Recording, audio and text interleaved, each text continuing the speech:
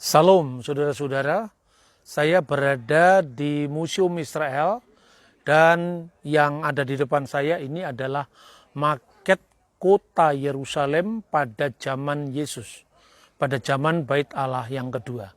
Kenapa kita perlu untuk melihat maket kota Yerusalem pada zaman Yesus? Karena begini saudara, secara arkeologi, kota yang ditinggali Yesus bersama para muridnya 2000 tahun yang lalu, itu letaknya kira-kira 7-9 meter ke bawah tanah, di mana kota Yerusalem sekarang ini berada. Mengapa?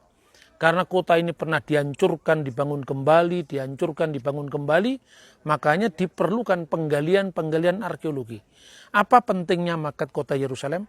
Ini adalah bentuk dari Bet Hamikdash, Bait Allah, yang dibangun oleh Raja Herodes.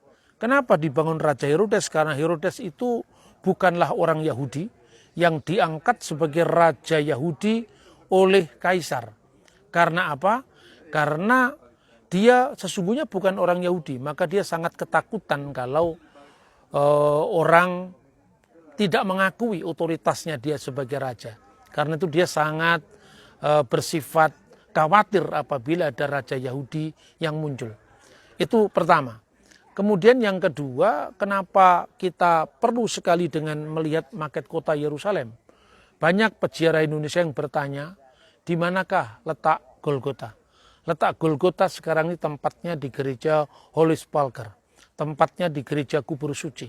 Karena itu tulisan dari abad kedua sebelum Masehi memiliki nilai sejarah yang bersambung runut tanpa putus. Nah, karena apa orang menolak Golgota? Karena Alkitab mengatakan Golgota terletak di luar kota. Tapi kalau saudara melihat maket kota ini, bahwa terjadi perluasan kota pada zaman Herodes Agripa, cucunya Herodes Agung tahun 44 Masehi. Dan Anda bisa membaca ini pada rujukan-rujukan sejarah. Sehingga Golgota yang dulu terletak di luar kota, sejak tahun 44 Masehi terletak menjadi di dalam kota. Itulah sebabnya kenapa ada orang-orang yang tidak melihat dari sudut pandang penemuan arkeologi, sempat merasa confused karena seolah-olah ada dua Golgota. Ingat, Alkitab selalu didukung oleh sejarah dan arkeologi. Tuhan memberkati kita dari tanah suci. Shalom.